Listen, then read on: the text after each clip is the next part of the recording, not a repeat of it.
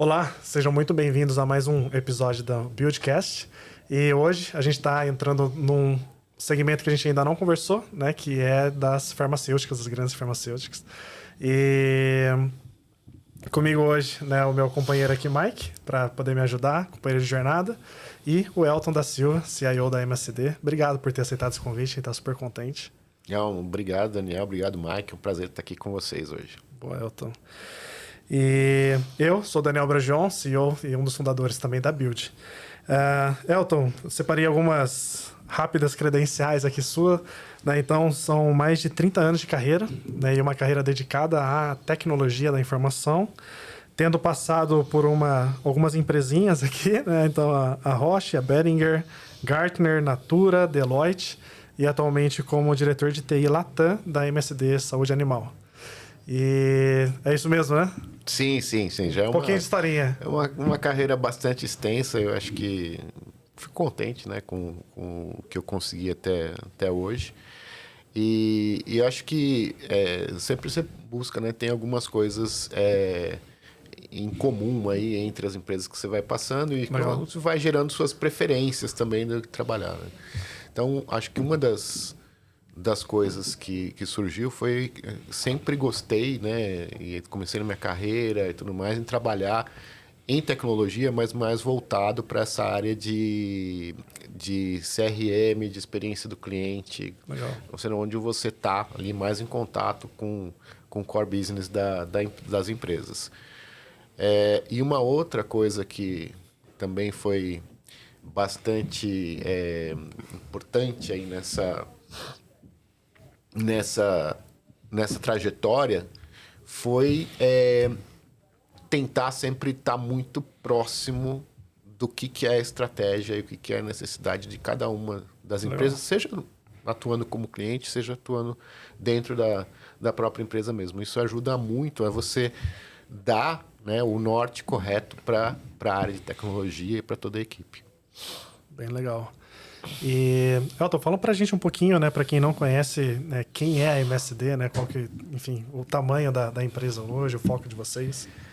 Tá, a MSD, se a gente olhar como o grupo todo, né, ela é uma empresa de 60 bilhões de dólares.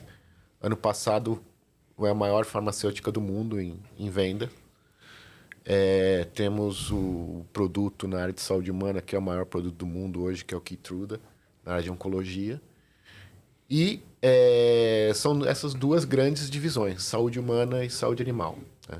Eu atuo diretamente na saúde animal. A saúde animal é uma área que a gente tem uma representação muito importante da América Latina e, em especial, do Brasil no faturamento global. O Brasil é o segundo maior mercado da MSD no mundo, né? Então, com isso a gente tem... É diferente de você olhar em outras multinacionais, né, que a representatividade do Brasil não é tão alta, mesmo no nosso caso de saúde humana. Mas aqui eu acho que foi algo bastante importante. Você estar no mercado de relevância que te dá mais peso e mais força também quando você vai tratar das prioridades, discussões de iniciativas aí com o time global, né? Então, para contextualizar um pouco mais aí a questão de o que é saúde animal, o que a gente trabalha, primeiro que nós temos várias unidades de negócio, cada uma delas com espécies diferentes de animais. Legal. Então, a gente trabalha ali com a área de ruminantes, que é a maior aqui no Brasil.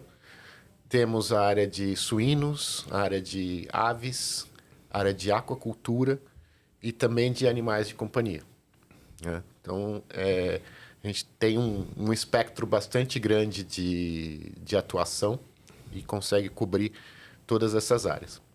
E como que a MSD evoluiu, né, nesse mercado de saúde animal nos últimos anos e décadas, aí, né, porque já é uma empresa centenária, aí, então já tem bastante história e estrada aí percorrida.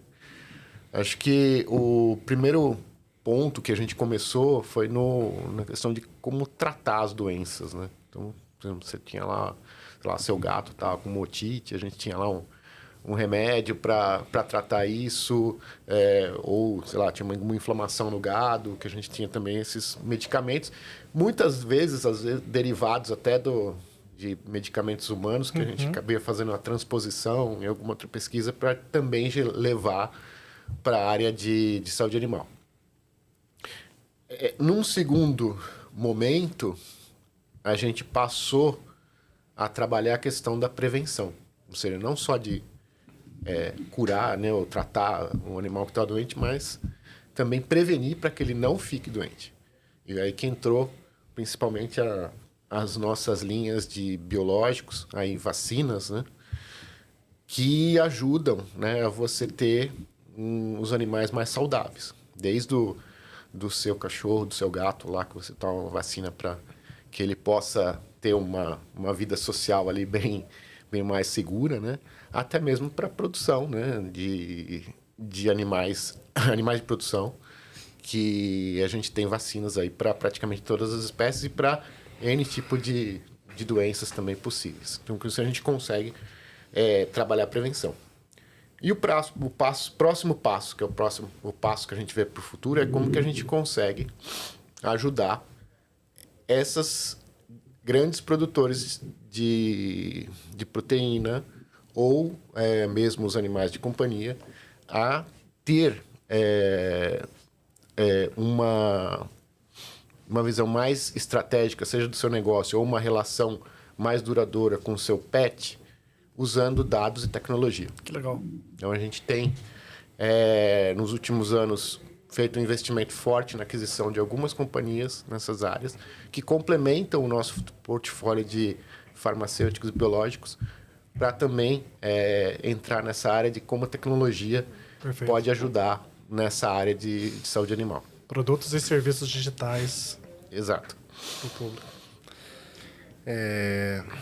Elton, em primeiro lugar, parabéns pela brilhante trajetória, né?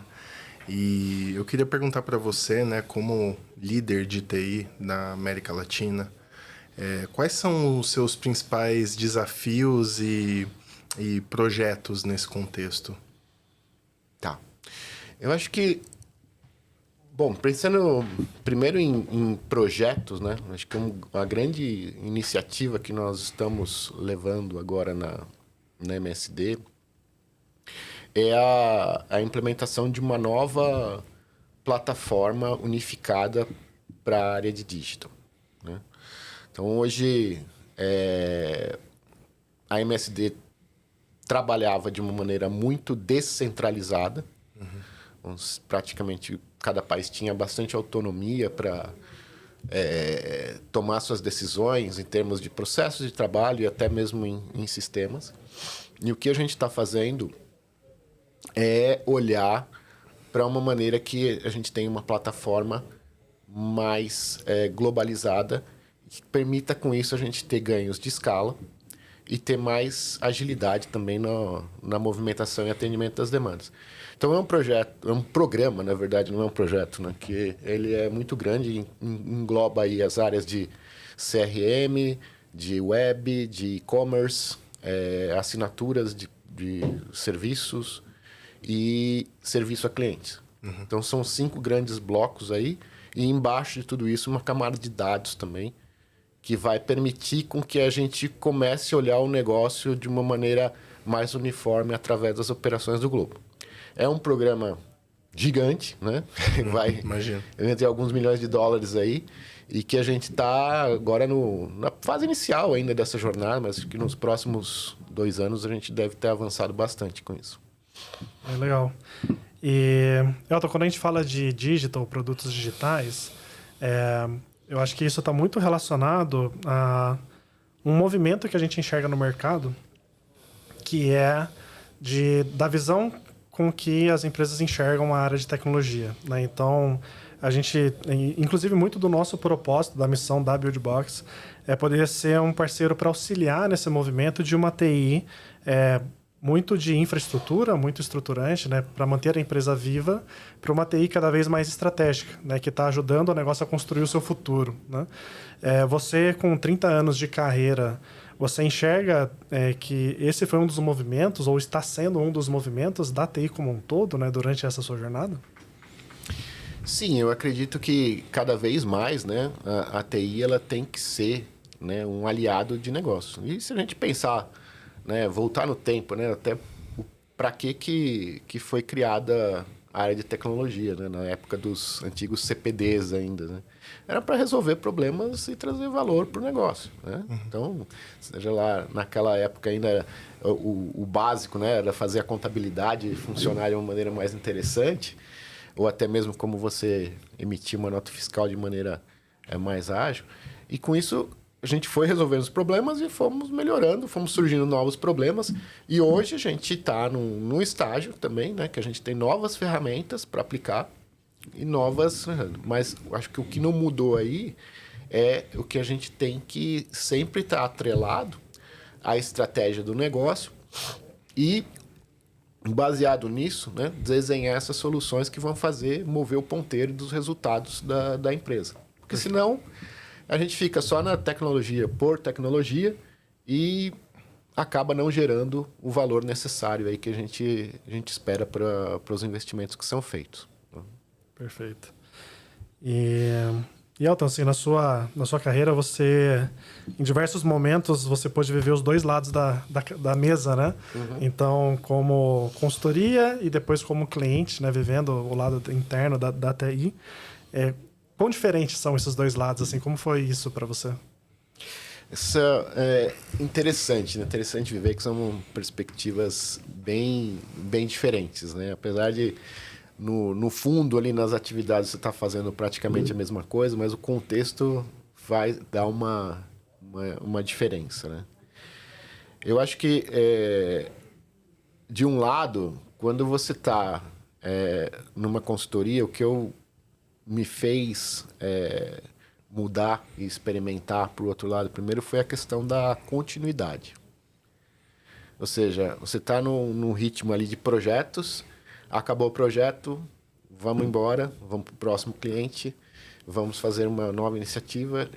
E daí, quando acabar, você ficava na dúvida, puxa, mas será que aquilo lá que a gente ralou, correu, entregou, varou o fim de semana aí fazendo, será que realmente o pessoal está usando? Será que está tendo? Ou continuaram, né, com aquela... Normalmente, quando você faz uma entrega, você tem que ter, né, depois as melhorias, evoluções. Será que continuaram com aquilo? E isso, dentro da consultoria, tinha casos que a gente emendava um projeto no outro, mas, na via de regra, você acabar o projeto, você vai embora, esquece e vai para o próximo, né? Então, eu buscava também, no lado, trabalhando dentro de uma indústria, né, que você tenha essa perspectiva maior, né, não só daquele projeto, mas todo um portfólio de como que você faz uma transformação na empresa e por aí vai. Então, esse foi um lado, né?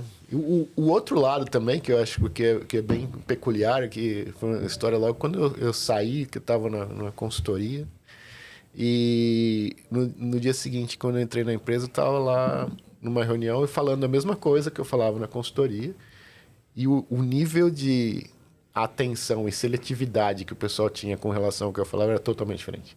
Quando você está lá comprando de consultor, todo mundo fica atento, fica olhando, fala, nossa, o cara é lá dessa consultoria, ele sabe tudo. De fora falando, né? Agora, quando você vai... o cara é da TI, eu não entendo mais do meu negócio do que eu. Então, até você quebrar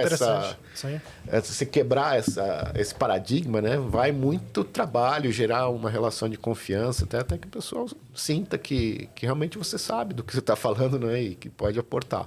E talvez seja um reflexo de uma visão de uma TI menos consultiva. Né? Exato. A TI é suporte, os caras mexem com SAP, Salesforce... E é quase como um fornecedor interno, né? Exato. Que você fala, eu peço, você entrega, mas eu que... Faz o que eu estou pedindo, que eu tô pedindo, né? E pronto, né? E a grande batalha realmente é tentar mudar essa perspectiva que a gente vem, né, ao longo do tempo, com algum sucesso em muitos casos, né? De atuar realmente como parceiros. Eu tenho uma das coisas que inclusive eu não gosto, né? Tem muita gente que fala, né, de clientes internos. Eu não gosto desse termo. Para mim, cliente é quem está lá fora. E eu estou trabalhando junto. Eu tenho parceiros aqui. Eu sou parceiro da área de marketing, da área comercial, da área de supply, para atender aquele cliente, né? Não que eu estou a relação de cliente-fornecedor interna da empresa. Vendendo para marketing, ou vendendo para vendas, etc. Eu acho que esse é o mindset que a gente tem que ter para ter umas entregas mais centradas realmente no cliente. Pegando um gancho na pergunta do Daniel, né? Acho que o maior desafio hoje das grandes companhias é essa ambidestria, né? Resolver problemas ali do hoje, né? Do core, né? Para que o negócio continue funcionando e seja eficiente. Mas pensar, obviamente, em inovação, em novos produtos e soluções digitais para a empresa continuar relevante no médio e longo prazo. Vocês se organizam internamente de alguma forma formal para olhar para essas duas iniciativas? Vocês têm frentes de trabalho olhando só para a inovação e frentes de trabalho olhando só para os problemas do hoje da companhia? Sim. Aliás, isso é uma característica que, inclusive, veio na própria área de negócio aqui na MSD do Brasil.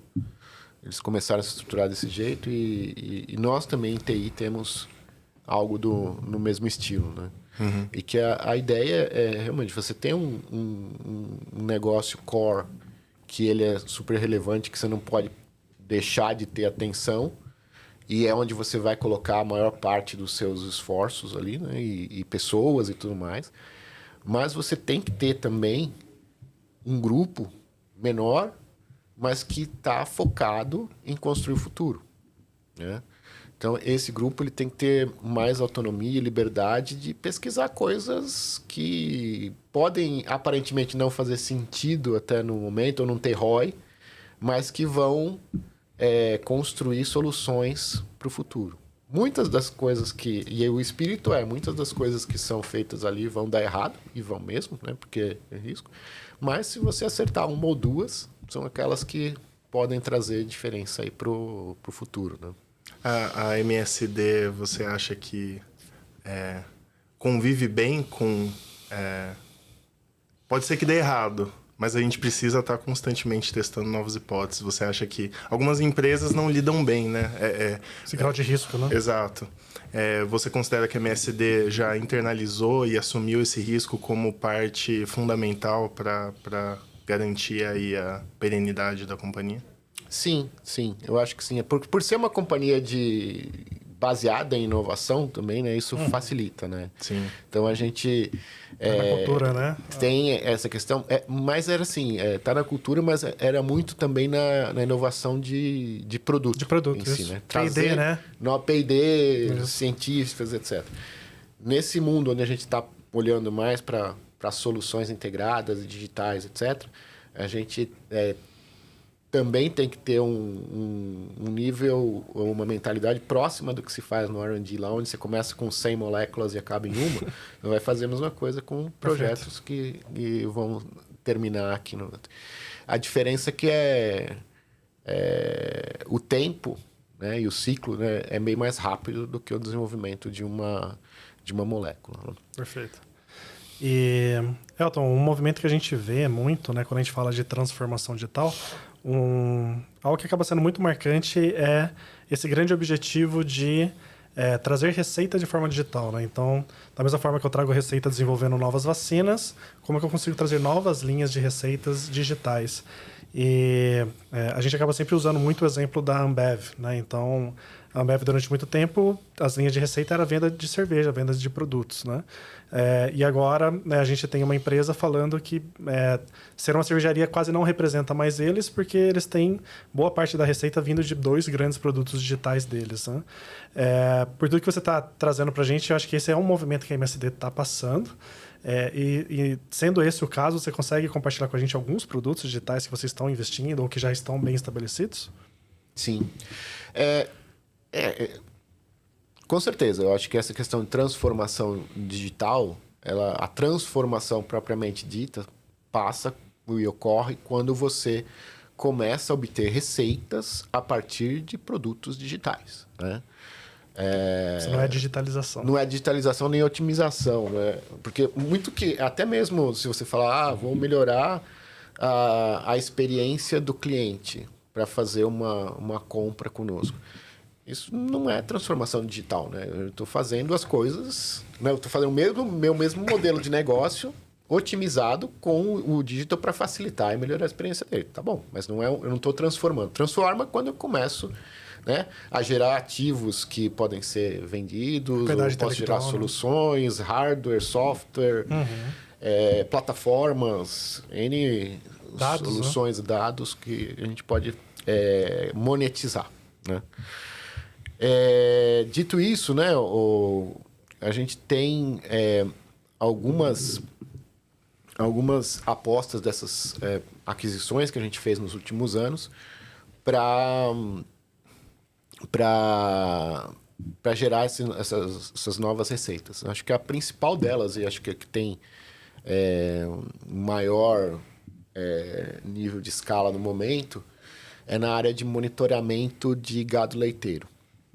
Então, nós temos sensores, são sensores IoT, que você consegue coloca eles em colares nas vacas, e elas ficam monitorando as vacas 24 horas por dia. Né? Então, você tem ali uma série de indicadores que você consegue ali monitorar quanto tempo que a vaca está ruminando, qual a temperatura da vaca. Qual é um smartwatch? Seria como um smartwatch da vaca, né? E com isso, você consegue otimizar muito a produção do leite, né? Porque tem os momentos certos de você fazer a inseminação. Você tem que saber se ela está em estresse térmico, que isso diminui a produção. Você vai lá e já dá uma resfriada no ambiente. Então, tem N coisas e tudo isso, né? Inclusive, teve uma vez um depoimento de um cliente nosso no México, que ele falou, né? Ele tinha lá as vacas, ele tinha um dashboard que ele olhava ali e ele falava, isso daqui é a prova de idiotas. Você vai lá, ó, a vaquinha apitou aqui no meu painel, eu sei que eu tenho que fazer alguma coisa com ela, ou se ela está doente, eu tenho que tirar para não contaminar as outras, ou eu tenho que entrar com algum medicamento, etc. Então, esse é algo que a gente está fazendo e está tendo bastante tração. E junto com isso, até entrando nessa esteira, né, de mudança digital... Implantamos recentemente aqui no Brasil um projeto que viabiliza a venda disso por assinatura. Então, ao invés de você comprar todos os colares, porque além do colar você tem que ter antena, tem que ter cabo de rede, tem toda uma instalação de TI ali dentro da fazenda. Né? E normalmente esse custo upfront é alto. Né? E o que a gente fez isso por assinatura. Então, dá a flexibilidade para o cliente começar, né, com algumas vacas. Depois, no meio do caminho, ele pode ampliar, ou se ele quiser também diminuir, diminui. Então, é um novo modelo de vendas para nós também. Né? E gera MRR, né? Assim, receita previsível, né? Sim. Recorrente. Que é o modelo de software, né? Que o software as a service a gente está usando para o monitoramento as a service. Ainda nessa esteira de novos produtos digitais e novas avenidas de receita, né? Essa receita proveniente de iniciativas digitais, puramente digitais, ela já faz parte do planejamento estratégico da empresa? E se sim, ela tem metas do tipo, ó, aqui nos próximos 3 anos a nossa meta é aumentar em 50%, 30%? Sim, nós temos... assim, 2 níveis de produtos que estão ali, né? Como eu falei, a gente comprou uma série de empresas ali. Né? Então, tem alguns, por exemplo, esse daí do monitoramento. Nós temos outros que são as soluções de identificação eletrônica de animais, que a gente coloca sensores, os identificadores na orelha dos animais, etc. Tem a solução para peixes, para cultura de salmão, principalmente no Chile, aqui na América Latina é mais forte. Esses daí são aqueles que estão mais maduros e que a gente já está vendendo e tá no mercado, tem meta, representa... É uma BU, né? É quase... na verdade, a gente até não separou. Antigamente era uma BU, a gente acabou juntando justamente para explorar mais até a sinergia dos portfólios, né? Então, você vende você vende biopharma e vende tecnologia também, né? Então, esse é o primeiro grupo aí, né? Que esse é o que a gente trata aí como, vamos dizer, já os que são realidade. E tem um segundo grupo, que são aqueles que ainda estão num estágio mais inicial ali, ainda estamos em validação, prova de conceito, etc. Por exemplo, tem um ali que é uma cerca virtual, uma empresa que a gente chama Vence, que você não precisa fazer cerca no teu pasto para o gado. Através dos colares ali, ele vai guiando o gado por som para que ele fique dentro da área que você determinou. Quando você falou, achei que tinha um choque, assim, de pensa. Não, na verdade, Daniel Messade. Ele vai... É tipo um... É que eu pensei, qual que a gente controla, né? Não vamos mostrar eu pensei a mesma coisa. E ele vai... Caramba, mandando, que interessante. Aí você consegue ver onde que estão eles no pasto ali, consegue fazer a rotação do pasto, etc. Então, isso daí ainda está em validação, né? E a gente espera que logo ele passe aí também para o modo de vendas, né? E quando a gente fala, né, de produtos digitais, por coincidência ontem a gente estava visitando um parceiro nosso, a Agrivale, né, que é uma empresa de bioinsumos, e ali eles têm, né, grandes bioreatores, né, para fazer ali os insumos. E uma das coisas que a gente comentou mediante a quantidade enorme de dados, o quanto de modelos preditivos, né, o quanto de inteligência que a gente pode agregar pro cliente final. E conforme você falava do produto ali do smartwatch das vacas, né, o quanto que eu consigo prever comportamentos, né, ser proativo, né, e de evitar, né, alguns cenários que não poderiam. E daí, nesse caso, esse produto eu imagino que tem um viés forte também de análise de dados, de predição de comportamentos. Esse seria um segundo passo para esse produto.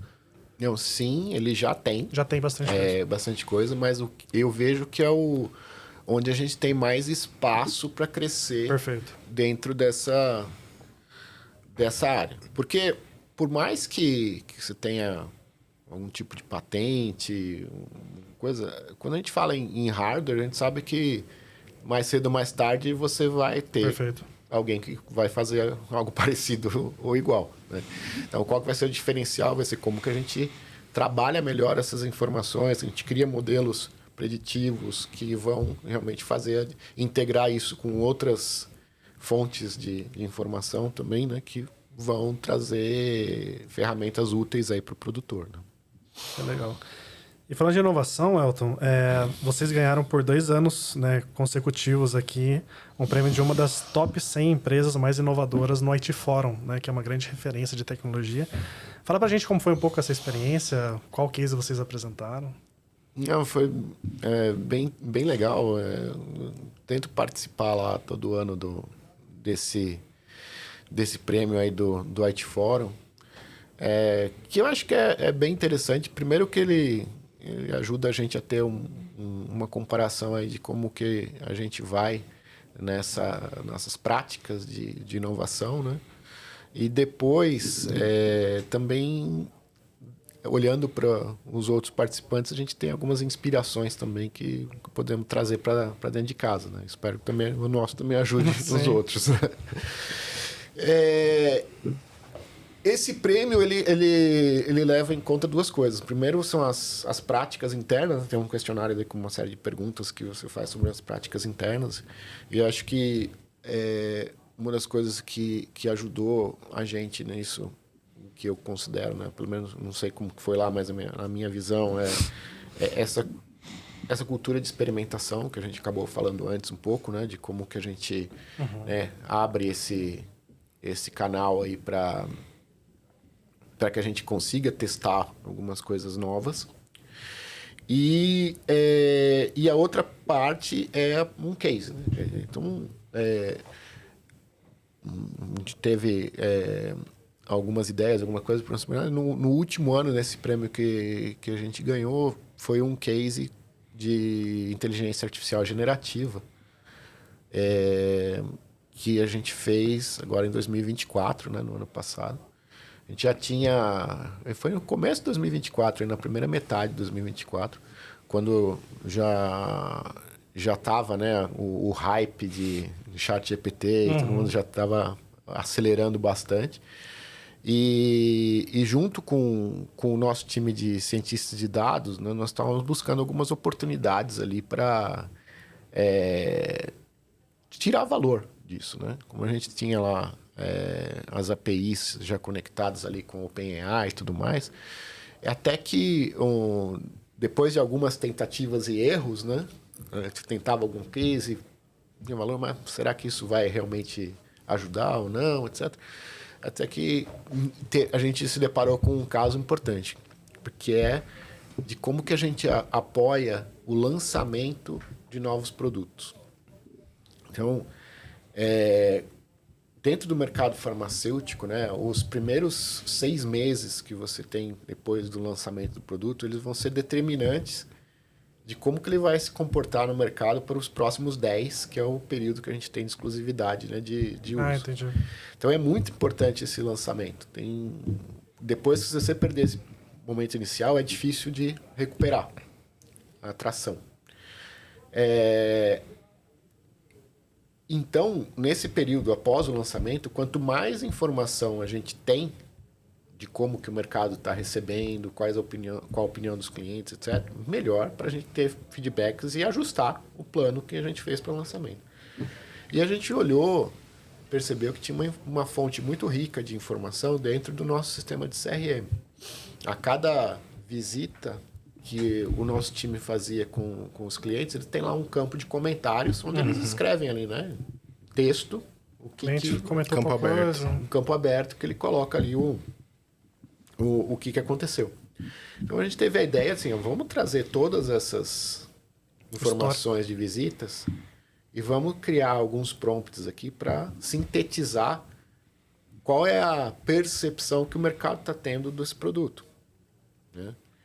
E aí foi onde que a gente conseguiu trazer uma coisa. Ele vai lá, ele pega, compila todas essas informações, vê ali quais foram os comentários positivos, os comentários negativos e algumas, sei lá, ações ou oportunidades que ele identifica lá, seja por treinamento em quê, né? Numa aplicação ou como precificar a solução. Então, tem N ideias que podem sair dali e isso serve de insumo para o time de marketing já proativamente atuar para corrigir a rota, né?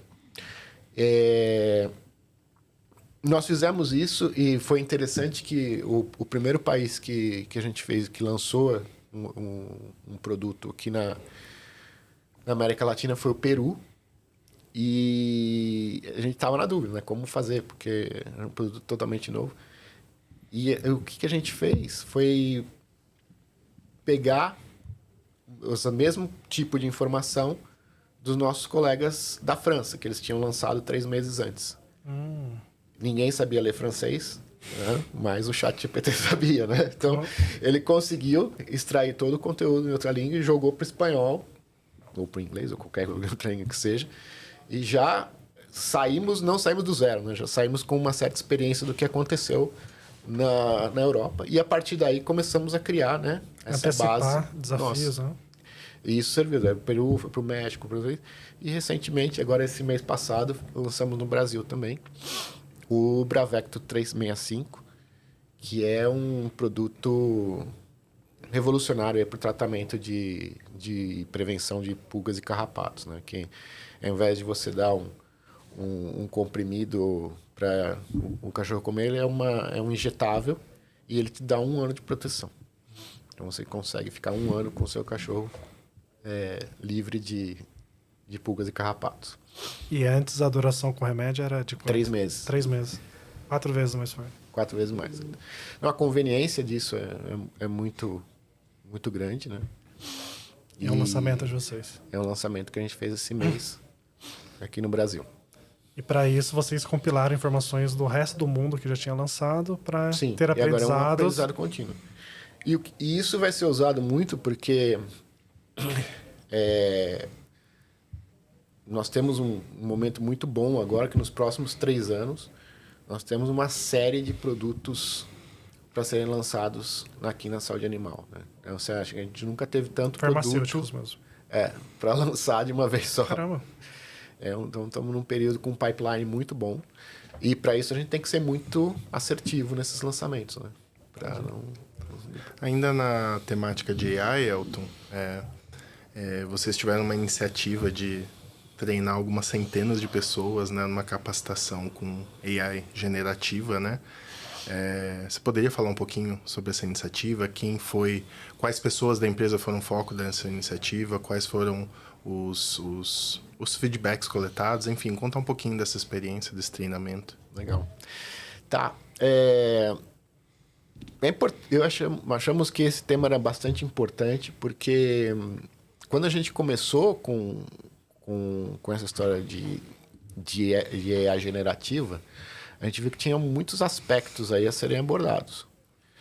Desde o aspecto da tecnologia em si, né? Assim, o que eu vou usar, qual que é a API que eu vou contratar, como que eu garanto que eu acesse isso com segurança, né? E não exponha meus dados internos, porque isso é uma conversa, vamos dizer, puramente TI ali, que tem que ir atrás e desenvolver esses padrões. Perfeito. Tem outra discussão também, que é uma discussão mais ética, né? Que é o que eu vou fazer com AI, quais são os limites, quais são os vieses e comportamentos que a gente tem que evitar. E tem também essa dimensão humana, né? Ou seja, como que eu preparo as pessoas e conscientizo as pessoas para começar a explorar isso e tirar valor, né, dessas ferramentas. Então, como nós tínhamos ali 2 ferramentas já internas aprovadas, que era a gente chama de ChatGPT, que é a nossa versão interna. É GPT, porque o TIO é a cor da MSD, né? Então, a gente tem esse nome interno. E também o Copilot, né, da Microsoft, que a gente colocou disponível para as pessoas que têm interesse em utilizar. A gente falou assim, puxa, não adianta a gente só colocar isso daqui se as pessoas não sabem o potencial. E também, né, por um outro lado, vamos direcionar as pessoas a usar essas ferramentas, ao invés de eles pegarem qualquer coisa aí na internet que possa gerar um risco para a gente. Né? Então, começamos isso, fizemos um piloto ali primeiro no grupo interno, no nosso time interno mesmo, a gente fez de TI, a gente fez um primeiro workshop, falando, putz, ficou legal, o pessoal gostou.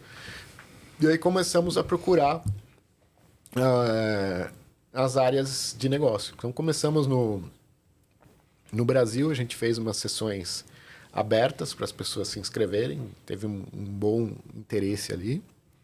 Depois disso, começamos a fazer na região, nos países, e até recentemente fizemos na convenção de vendas do Peru e da Colômbia. Nós fizemos para toda a equipe de vendas deles uma sessão ali com... Essa daí teve que ser mais curta também por causa do tempo, né? A gente fez em 2 horas ali, mas que já deu, né, um pouquinho de letramento para explicar um pouco. Eu acho que a intenção é explicar para as pessoas o que se pode fazer com inteligência artificial, o que não se pode, né? E mais inspirá-los também, né? A como pensar diferente agora com essa realidade que a gente tem dessas ferramentas de inteligência artificial. É legal. A gente estava... Você comentou, né, Elton, que acaba sendo um passo importante da maturidade da TI, ela sair de uma TI de comando e controle proibitiva, isso não pode, né? A gente conhece algumas empresas que foi proibido o uso de LLM, né? Então, assim, não pode, elimina porque tem riscos e etc. Para uma TI que entende que fazer isso você está prejudicando a empresa, né? Que as áreas precisam ter autonomia, e é uma TI muito mais consultiva de coordenar o movimento e garantir a segurança da empresa, mas não matar a iniciativa, né? Eu acho que o que vocês fizeram foi isso, né? Vocês poderiam ter simplesmente não vai, proibido, né?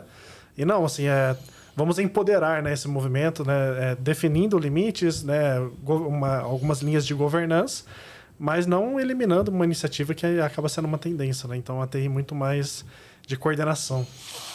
Exato. E eu acho que esse é até uma evolução que eu vejo aí ao longo da minha carreira, né? Começando lá atrás até os dias de hoje, né? O que a gente vê hoje é que a tecnologia ela está muito mais democratizada, né? Então, antes, você pegar, volta uns 8, 10 anos atrás, o grande fantasma da área de TI era o Shadow IT, né? Que era aquela TI que estava nas áreas de negócio, o cara tinha um servidor embaixo da mesa para fazer as coisas. Né? E no final das contas, hoje isso é uma realidade, né? A gente olhar o número de cientistas de dados hoje que são contratados nas empresas, a maioria está na área de negócio, não está em TI. Né? Então, na parte de automação de processos também, né, de RPA, essas coisas. Perfeito. É mais contratado na área de negócio do que em TI. E não tem como, né? TI não tem braço, capacidade para entregar toda a demanda que tem isso. Qual que é a grande missão da TI na minha visão, né? Ter primeiro, o olhar estratégico para saber assim, qual que é o direcionamento, onde que a gente quer ir, qual que é o valor que a gente quer entregar. E, segundo, trabalhar como um grande habilitador, né? Dentro da empresa, de maneira que você crie plataformas que sejam seguras, sejam íntegras e que as pessoas consigam utilizar isso para ter mais liberdade para criar o seu valor ali na ponta, né? Então, um momento de mudança que a gente está vendo aí no mercado há um tempo, mas eu acho que é algo que não tem volta. Eu acho que esse é um caminho que deve seguir bastante forte aí para frente. Parabéns pela postura. Não é uma... Também acredito muito que é a tendência, mas é algo que a gente está vivenciando ainda, né? Então não é todo mundo que tem ainda, né, essa maturidade. Então, parabéns. Né? Legal. Elton, você comentou de passagem em uma das suas falas que vocês adquiriram, né, alguns negócios, imagino que talvez startups ou novos produtos de mercado. Vocês têm alguma iniciativa proativa de fomentar esse ecossistema, de estarem conectados com startups, novos produtos, inovação? Não estava no script, tá? Então... Sim. Nós temos algumas coisas em alguns níveis, né? No nível global, existe uma área de business development que ela está ativamente buscando no mundo inteiro oportunidades aí nessa área. Tem no negócio aqui no Brasil, como comentei anteriormente, a gente tem aquela questão da ambidestria. Existe uma área também olhando para parcerias locais. E aí a gente fala muito tem um foco mais em criação de ecossistemas, né? Usando soluções complementares que podem, né, fazer sentido para formar um portfólio, né? Seja através de parcerias e, de repente, até investimento. Pode ser também o que aconteça. Uma que a gente vê, por exemplo, natural seria com softwares de gestão de fazenda, que cada um tem o seu, mas a gente tem os nossos produtos que perfeitamente poderiam integrar, né? Como que a gente faz essas parcerias para que a gente consiga ter os dados relevantes ali para o cliente final, né? Tirar essas... E tem dentro de TI mesmo, a gente também tem algumas iniciativas aí buscando mais na área de fomentar tecnologias, etc., de buscar algumas startups também que complementem aí o nosso portfólio. Nós temos uma parceria com o Parque Tecnológico de São José dos Campos, onde ali a gente tem o nosso programa de inovação aberta e tenta fomentar essas discussões ali no mundo agro também. Legal. Muito bom.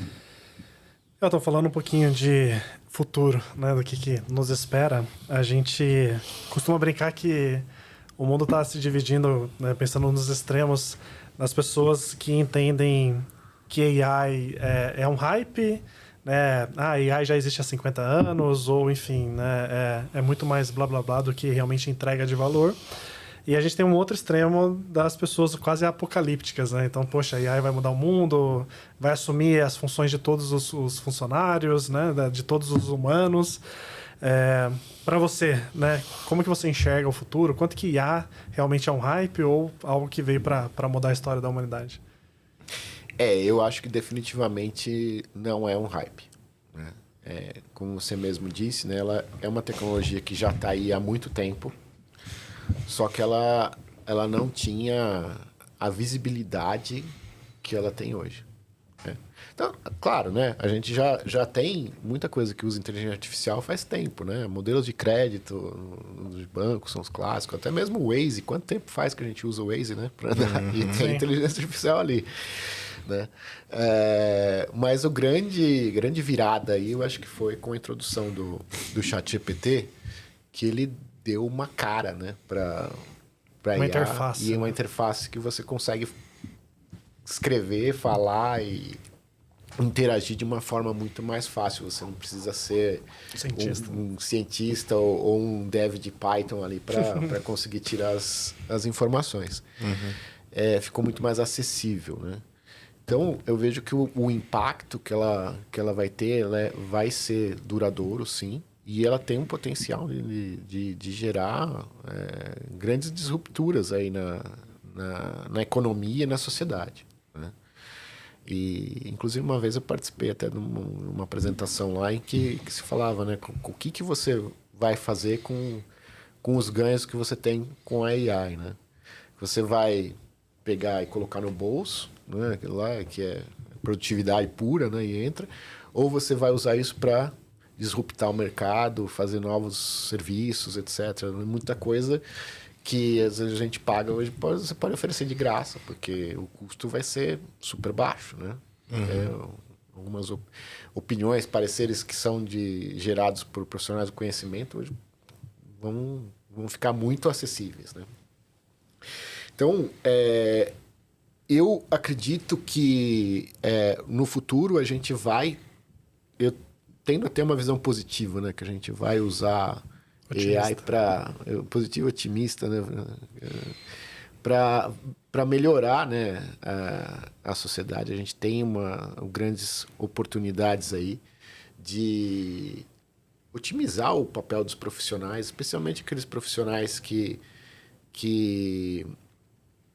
tem um certo grau de expertise já em áreas que são mais complexas, para você pegar um advogado, um médico, uma coisa. Ele junto com o AI pode ter uma explosão, assim, uma explosão de produtividade e tudo mais, e até em geração de novos conhecimentos, né?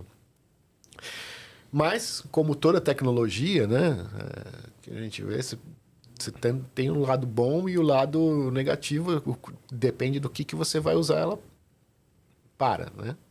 Então, se você usar a AI também para coisas como fraudes, ataques hackers e tudo mais, ou manipulação também, né? Golpes, né? Manipulação de notícias e de fake news, etc. Isso é um tema que realmente pode levar uma derrocada aí até de muitas instituições. Então, acho que o mais importante, e aí cabe a nossa decisão, né, como humanos, é o que a gente vai fazer com isso, né? A gente vai fazer a gente tem a ferramenta aí, mas o que a gente vai fazer com ela, né? Perfeito. Legal. E Elton, falando não só de AI, né, mas considerando tecnologia, a área de saúde, né, o que a gente vai ver de novo? O que tem de tendência aí para os próximos anos do segmento? Não vale falar AI, né? Não, na verdade, AI que essa semana saiu também, né, que a Microsoft lançou aí um algoritmo de diagnóstico que ele consegue ser 4 vezes mais preciso que o médico humano. Então... Mas independente da especialidade? É generalista? Eu não tenho certeza, mas eu acho que é generalista. Caramba. E... É o Dr. House. É o Dr. House. E assim, né, de novo, né, você tem do lado bom e do lado ruim, né? O lado ruim é que você pode falar, putz, eu não vou precisar mais de médico. Não, você vai precisar de médico, né? Mas que você pensa do outro jeito, né? Como que eu posso baratear meu sistema de saúde público, né? Ou, melhorar o atendimento. Além de baratear, né? Como eu posso ser mais rápido, né? Tem um caso até simples lá em casa, na minha filha, que ela tá com 2 meses com o pé inchado aí, vai para outro especialista, e agora não encontraram qual que é o problema dela. Espero que se tivesse essa AI aí da Microsoft, pudesse ter subir os exames ali, uma reação mais rápida. Mas, fora isso, né, o que eu vejo, né? Eu acho que a gente deve ter um grande progresso aí na questão de medicina personalizada, né? Tanto na questão do tratamento, como também no desenvolvimento de novas drogas e novos tipos de tratamento. Isso já tem alguns casos assim, né, que você, a partir de uma parte do tecido da pessoa, ou se a pessoa tem um tumor, você consegue fazer uma análise daquele tumor e produzir um medicamento específico para aquela pessoa. Então, você muda a forma até mesmo da cadeia de suprimento da indústria farmacêutica, né? Hoje, isso já existe, mas ainda o custo é proibitivo. Então, a gente precisa... como que a gente consegue ganhar escala nisso para ser mais acessível. Outra coisa também é a aceleração do desenvolvimento tradicional de medicamentos, tanto na parte de descoberta de novas moléculas, que você pode fazer através de IA, tanto generativa quanto mais tradicional, e também em acelerar os estudos clínicos, através de utilização também de dados sintéticos. Perfeito. Realmente que agora, grande parte das grandes farmacêuticas estão pesquisando na área de doenças raras, né? E nas doenças raras é muito difícil você fazer estudos clínicos, até pela natureza da coisa. Você tem muito pouco paciente. Então, para você conseguir fazer um estudo, às vezes demora anos para recrutar um paciente, né?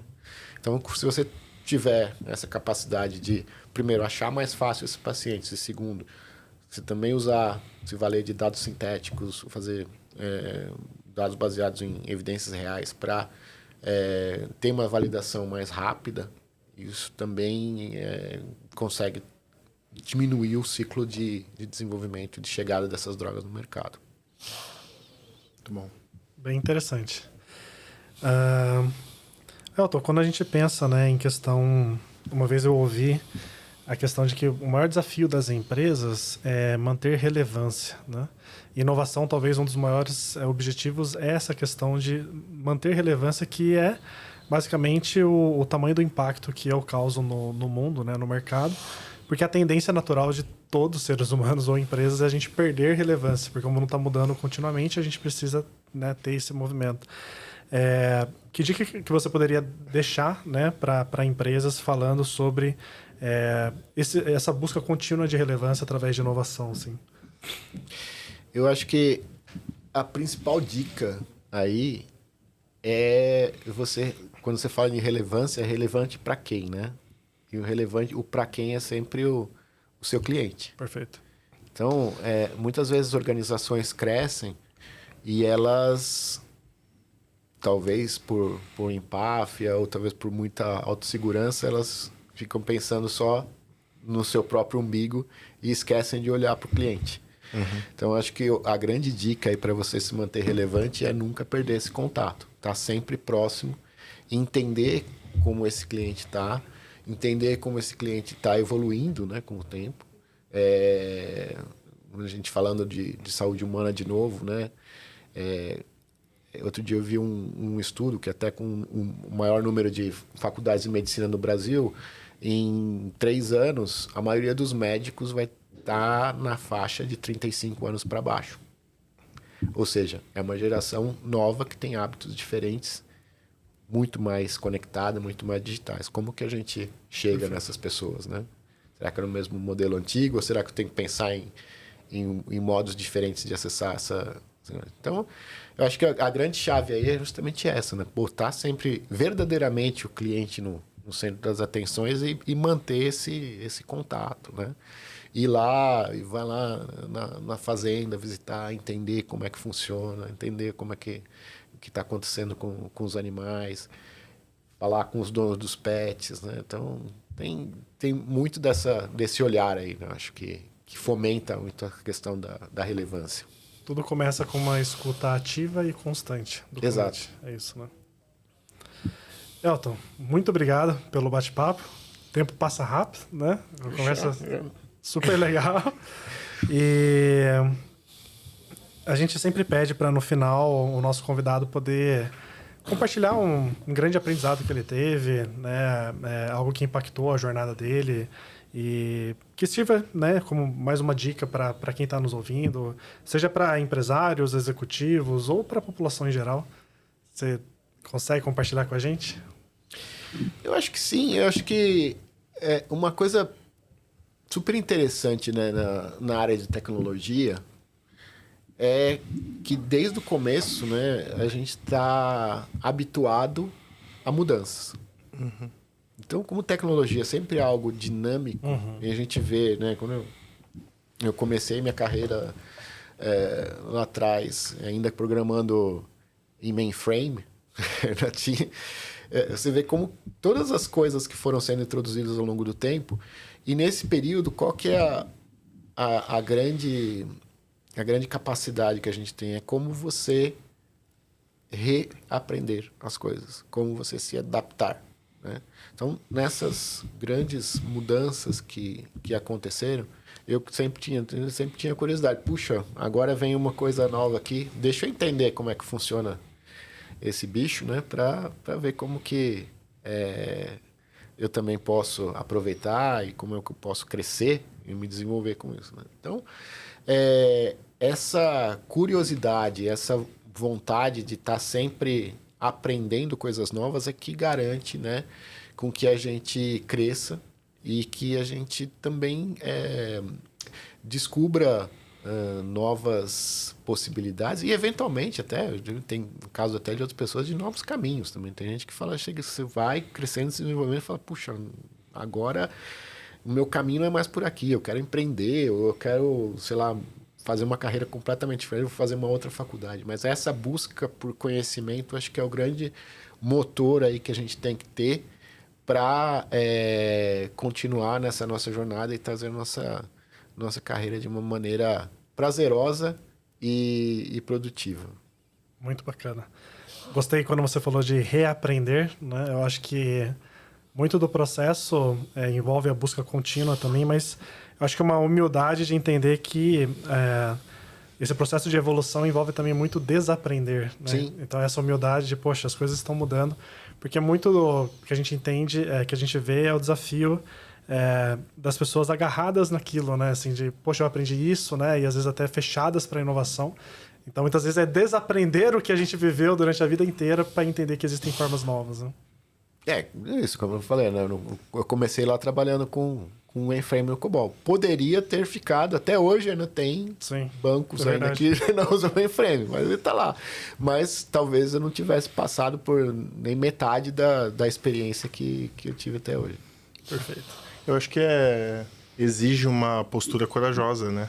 No sentido de encarar a mudança como oportunidade, não como ameaça, né? E estar aberto a essas novas possibilidades, né? Sim, e com a oportunidade de crescimento, né? Sim, sem dúvida. Elton, mais uma vez, muito obrigado. Parabéns pelo trabalho. Foi uma honra, um prazer a gente poder te ouvir, conhecer um pouco melhor, né, do desafio. Ok. Muito obrigado. Obrigado a vocês dois aí pelo convite. Boa. E para vocês que estão aqui conosco, né, obrigado por terem acompanhado. Espero que vocês tenham gostado o tanto quanto nós gostamos. E deixem os seus comentários, o que vocês mais gostaram, o que vocês gostariam de ver nos próximos episódios. Valeu, obrigado.